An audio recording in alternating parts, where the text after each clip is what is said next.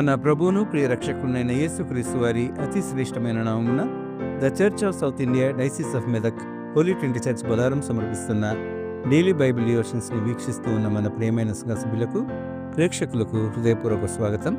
క్రీస్తు ప్రభునిలో సంపూర్ణుల మగుటకు మనము సాగిపోయే విధంగా the foundations of Christian life అనే అంశంపై మన ప్రియ సంఘ సభ్యులు పెద్దలు శ్రీమతి జె పద్మలలిత జనార్దన్ గారు అందిస్తున్న దైవ ధ్యానాలను వింటున్నాం. క్రైస్తవ జీవిత పునాదికి గల మిగతా మెట్లు, బాప్తిస్మమును గురించిన బోధ, హస్త నిక్షేపణము, మృతుల పునరుత్థానమును గురించి ఈరోజు వారి ద్వారా తెలుసుకుందాం. సందేశానికి ముందుగా ఈ భక్తి గీతాన్ని విందాం.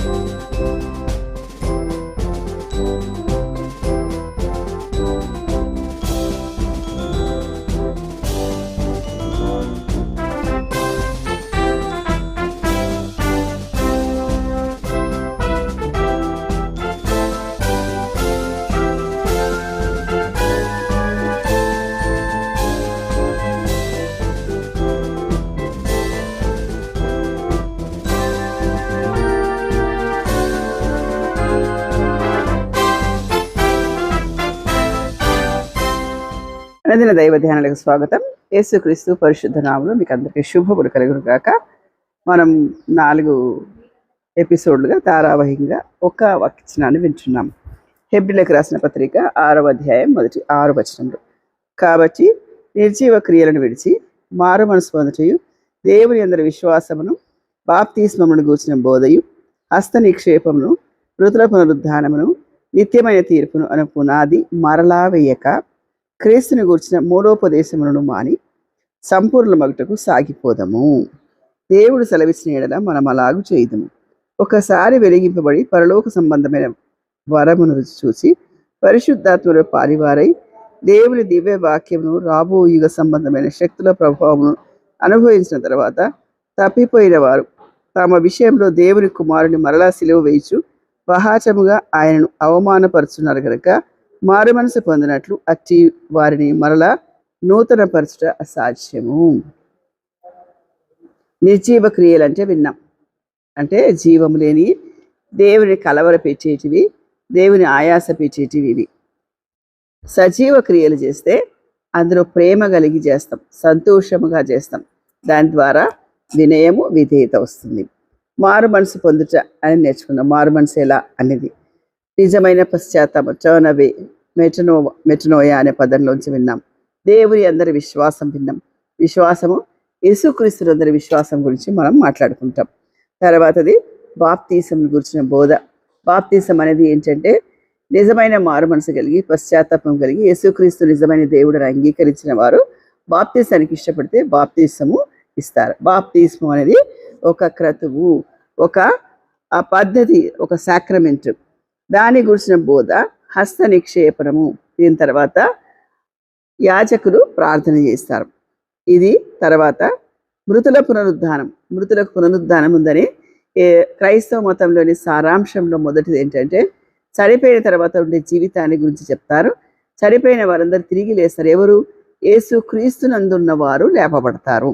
తర్వాత నిత్యమైన తీర్పు. ఇవన్నీ ఉన్నాయని ఈ పునాది బేసిక్ ప్రిన్సిపల్స్ మీద వేయబడిన పునాది ఉండాలి.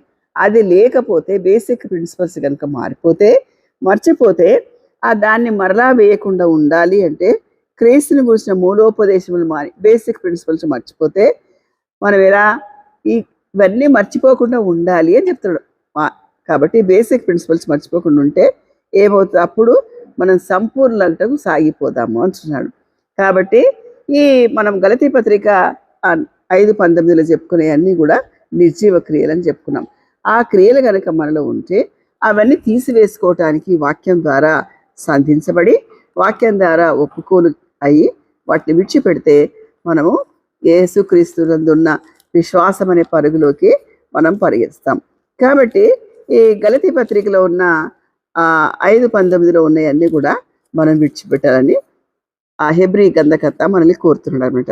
ఇవన్నీ ఒకసారి వెలిగింపబడి పరలోక సంబంధమైన రుచిని చూసి మళ్ళీ కనుక అంటే అది పేతురు పత్రిక ద్వారా మనం మాట్లాడుకున్నాం. ఇలాంటివన్నీ విడిచిపెట్టినప్పుడు నిజమైన మారు మనసు. అది ఎప్పుడు మనం ఈ 31st వస్తుందంటే వామప్ అవుతాం అనమాట. మళ్ళీ సంవత్సరం అంతా ఏం చేసాం, వాటిని ఏవి విడిచిపెట్టాలి, ఏవి కొత్త తీర్మానాలు తీసుకోవాలి, మనలో ఇంకా ఏది తాగిందని వ్యక్తికే తెలుస్తుంది, విశ్వాసికే తెలుస్తుంది. మన అసెస్మెంట్ మనకు తెలిసిపోద్ది అనమాట. ఏం అసెస్మెంట్? ఇవన్నీ మనలో ఉన్నాయా? ఏమి లేకపోయినా కొన్ని మనం ఒప్పుకోవడానికి వీలు లేకుండా ఉంటుంది. బియ్యంలో నల్లరాళ్ళు ఉంటే ఈజీగా తెలిసిపోతుంది, వేరేయచ్చు. కానీ తెల్లరాళ్ళు ఉంటే కనబడు.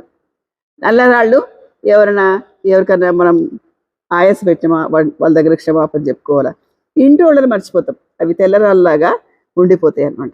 కాబట్టి ఇవన్నీ కూడా మనం తీసేసుకోవాలి. ఎలా తీసేసుకోవాలి? వాక్యం విన్న వెంటనే తీసేసుకోవాలి. ఈ సారాంశమే అదనమాట.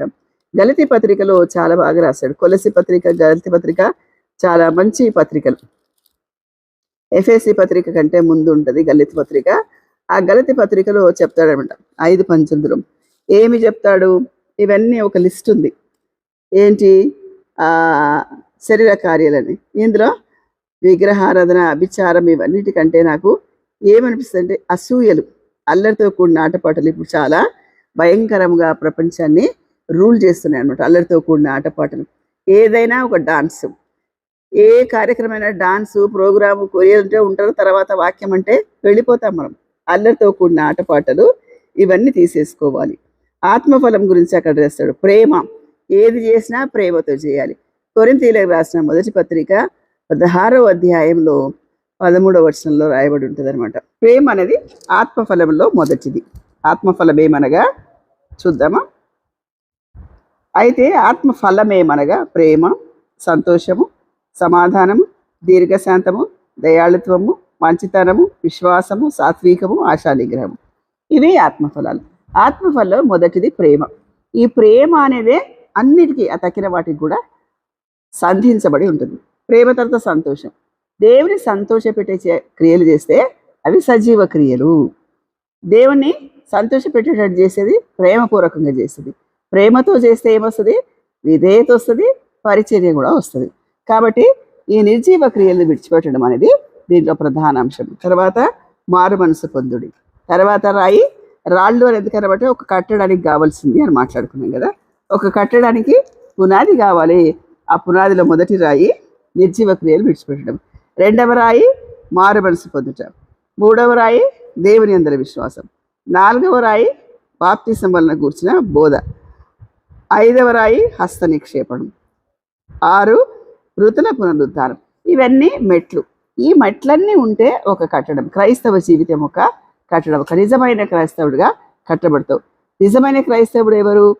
ఎవడైనను క్రీస్తునందు ఉన్న ఎడల వాడు నూతన సృష్టి. దేవుని అందుండి దేవుని లక్షణాలు కొనిపుచ్చుకొని తన ప్రవర్తన ద్వారా అవి వెల్లడి చేసేవారు క్రైస్తవులు. కాబట్టి మనం నేర్చుకోదగింది ఏంటంటే, ఇంకా మన జీవితం లేదన్నా లోపం ఉందా, అది మనమే స్వయం పరీక్ష చేసుకుంటూ తెలుస్తుంది. ఇతరులు పాయింట్అవుట్ చేస్తే మనకు చాలా కోపం వస్తుంది కదా.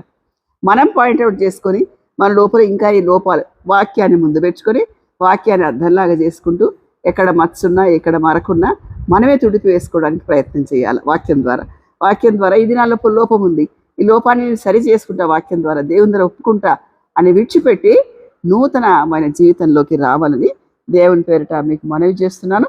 సంఘం అంతటికి వినే ప్రతి ఒక్క శ్రోతకి యేసుక్రీస్తు పేరిట శుభములు తెలియజేస్తూ నూతన సంవత్సర శుభములు మీకు కలుగురుగాక. ఆమేన్.